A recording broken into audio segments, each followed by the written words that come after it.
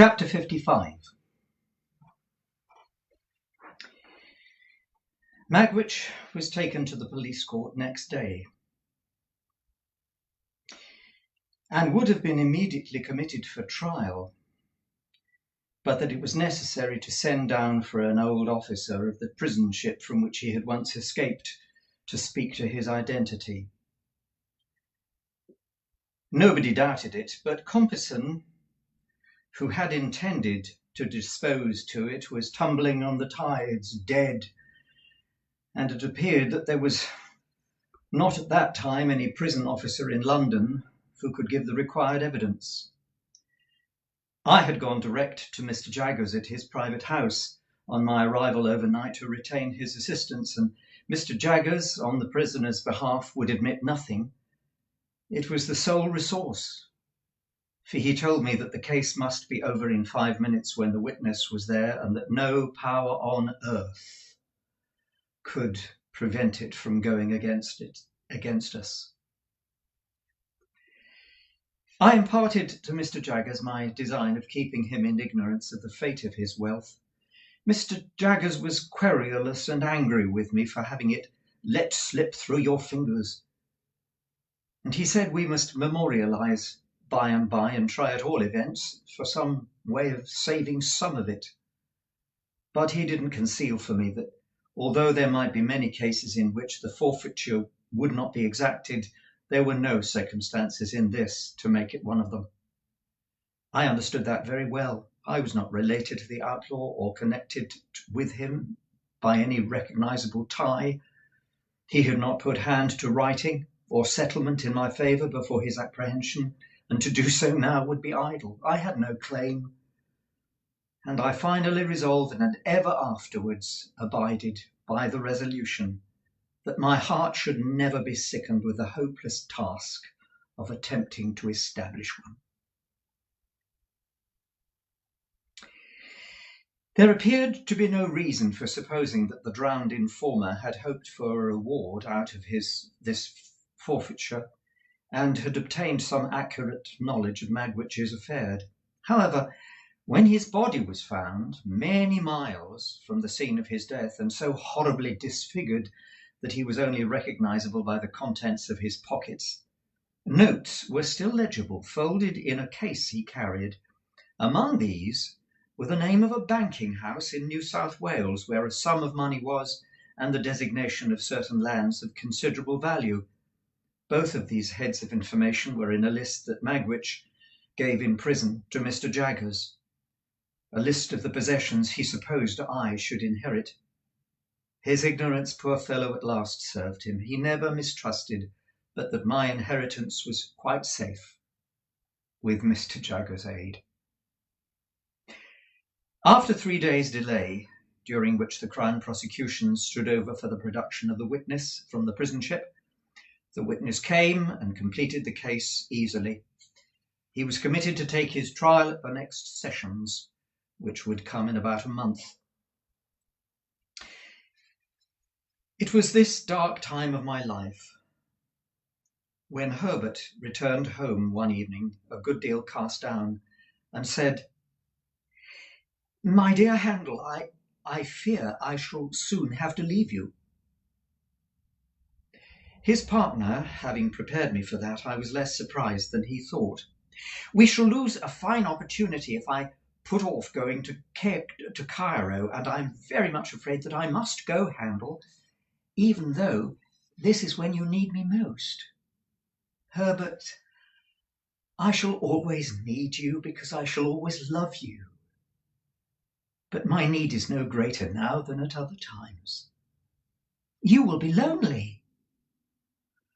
"I have not measure to think of that," said I. "You know, and I always am with him to the full extent of the time allowed, and I should be with him all day if I could. And when I come away from him, you know that my thoughts are always with him." The dreadful condition to which he was brought was so appalling to both of us that we couldn't refer to it in plainer words.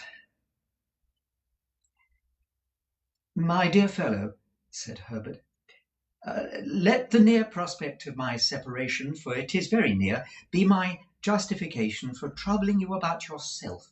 Have you thought about your future? No, for I have been afraid to think of any future. But yours cannot be dismissed. Indeed, my dear Handel, it must not be dismissed. If you wish to enter in upon it now, as far as for a few friendly words go, can we talk about it together? Yes, said I. Let us do so. In this branch house of ours, Handel, we must have a... I saw the delicacy in his speech avoiding the right word, so I said, a clerk. We must have a clerk, and I hope it is not at all unlikely that he may expand, as a clerk of your acquaintance has expanded, into a partner. Now, Handel, in short, my dear boy, will you come to me? There was something charmingly cordial and engaging in the manner after which he was saying, now, Handel, as if it were the grave beginning of a portentous business exordium. And then he had suddenly given up that tone and stretched out his honest hand and spoken to me like a schoolboy. Clara and I have talked about it again and again, Herbert pursued, and the dear little thing begged me only this morning with tears in her eyes to say to you that if you will live with us when we come together, she will do her best to make you happy and to convince her husband's friend that he is her friend too. We should get on so well together, Handel. I thanked her heartily, and I thanked him heartily, but said I could not yet make sure of joining him as he so kindly offered. Firstly, my mind was too preoccupied to take on the subject clearly. And secondly, there was a vague something lingering in my thoughts that will come out at the very end of this slight narrative. But if you thought, Herbert, that you could, without doing any injury to your business, leave the question open for a little while? For a little while? Cried Herbert. 6 months, a year? Not as long as that, said I. 2 to 3 months at most. Herbert was highly delighted when we shook hands on the arrangement, and said that he could now take courage to tell me that he believed he must go away at the end of the week. And Clara? said I. Oh, the dear little thing, returned Herbert, holds dutifully to her father as long as he lasts, but it won't last long. Mrs. Wimple confides to me that he is certainly going. Not to say an unfeeling thing, said I. He had better go than doing anything else. I'm afraid that must be admitted, said Herbert. And then I shall come back for the dear little thing. The dear little thing and I will walk into the nearest church. Remember, the blessed darling comes from no family, my dear Handel, and never looked into the Red Book, that is, the book of British peerage, and hasn't a notion about her grandpa. What a fortune for the son of my mother! On the Saturday in that same week I took my leave of Herbert, full of bright hope, but sad and sorry to leave me, as he sat in one of the Seaport mail coaches. I went into the coffee-house hard by to write a little note to Clara, telling her that he had gone off, sending his love to her over and over again, and then went to my lonely home, if it deserved the name, for it was now no home to me. And indeed I had no home anywhere. On the stairs I encountered Wemmick, who was coming down after an unsuccessful application of his knuckles to my door. I hadn't seen him alone since the disastrous issue of the attempted flight, and he came in his present and personal capacity to say a few words of explanation in reference to that failure. The late Compeyson, said Wemmick, had, little by little, got to the bottom of half of this regular business now transacted, and it was from the talk of some of his people in trouble, some of his people always being in trouble, that I heard what I did. I kept my ears open, seeming to have them cut shut, until I heard that he was absent, and I thought that would be the best time for making the attempt. I can only suppose now that this was part of his policy. Oh, he was a very clever man, habitually to deceive his own instruments. You don't blame me, I hope, Mr. Pip. I'm sure I've tried to serve you with all my heart. I am as sure of that, Wemmick, as you can be, and I thank you most earnestly for all your interest and friendship. Thank you. Thank you very much. It's a bad job, said Wemmick, scratching his head, and I do assure you that I haven't been so cut up for a long time. When I look at the sacrifice of so much portable property, oh dear me. What I think of, Wemmick, is the poor owner of that property. Oh yes, to be sure, said Wemmick. Of course, there can be no objection to being sorry for him, and I put down a £5 note to get him out of it myself. But what I look at is this: the late Compeyson, having been beforehand with him in intelligence of his return, and being so determined to bring him to book, I do not think he could have been saved. Whereas the portable property certainly could have been saved. That's the difference between the property and the owner. Don't you see? I invited Wemmick to come upstairs and refresh himself with a glass of grog before walking to Walworth. He accepted the invitation. While he was drinking his moderate allowance, he said, with nothing to lead up to it, and after having appeared rather fidgety, "What do you think of my meaning to take a holiday on Monday, Mr. Pip?" Why, I suppose you haven't done such a thing these 12 months. These 12 years, more likely, said Wemmick. Yes, I'm going to take a holiday. More than that, I'm going to take a walk. More than that, I'm going to ask you to take a walk with me. I was about to excuse myself as being but a bad companion since then, when Wemmick anticipated me. I know your engagements, he said, and I know you're out of sorts, Mr. Pitt, but if you could oblige me, I should take it as a kindness. It ain't a long walk, and it's an early one. Say it might occupy you, including breakfast on the walk, for between 8 and 12. Couldn't you stretch a point and manage it? He had done so much for me at various times that this was very little to do for him. I said I could manage it, would manage it, and he was so very much pleased by my acquiescence that I was pleased too. At this particular request, I appointed to call for him at the castle at 8:30 on Monday morning, and so we parted for the time. Punctual as ever to my appointment, I rang at the castle gate on the Monday morning, and was received by Wemmick himself, who struck me as looking tighter than usual and having a sleeker hat on.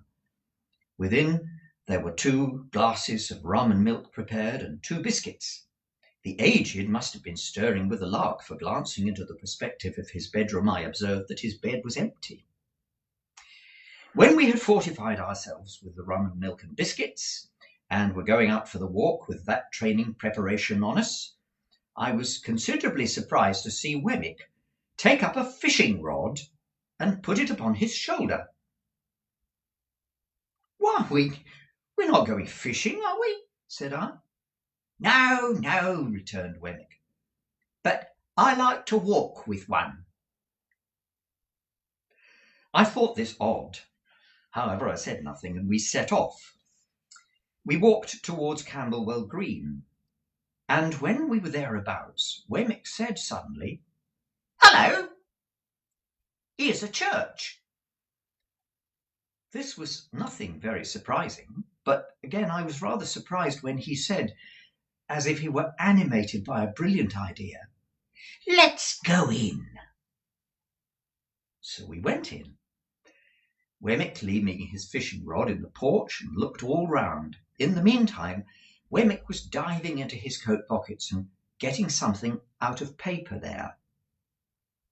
"Hello," said he. "Here's a couple of gloves. Let's put 'em on."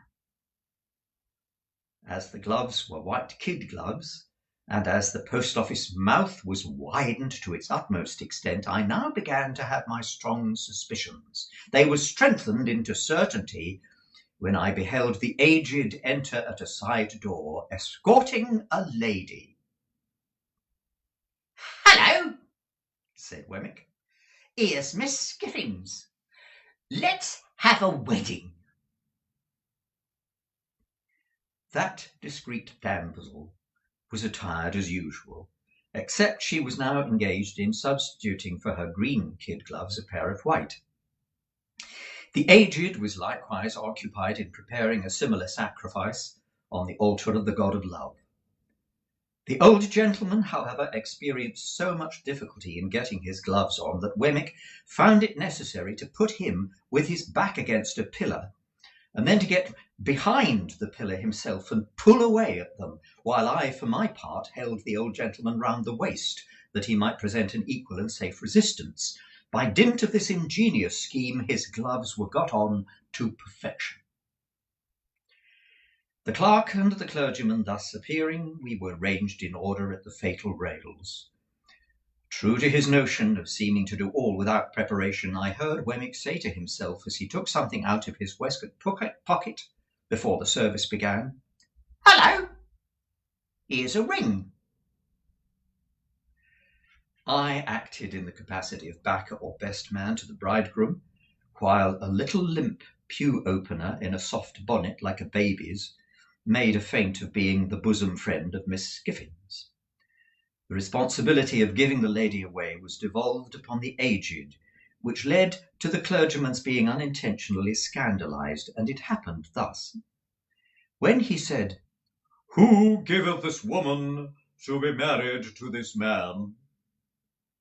the old gentleman, not in the least knowing what point of the ceremony we had arrived, stood most amiably beaming at the 10 Commandments, upon which the clergyman said again, "Who giveth this woman to be married to this man?" The old gentleman being still in a state of most estimable unconsciousness, the bridegroom cried out in his accustomed voice, "Now, aged P, you know who giveth." To which the aged replied with great briskness, before saying that he gave, "All right, John, all right, my boy." And the clergyman came to so gloomy a pause upon it that I had doubts for the moment whether we should get completely married that day. It was completely done, however, and when we were going out of the church, Wemmick took the cover off the font and put his white gloves on it, and put the cover on again.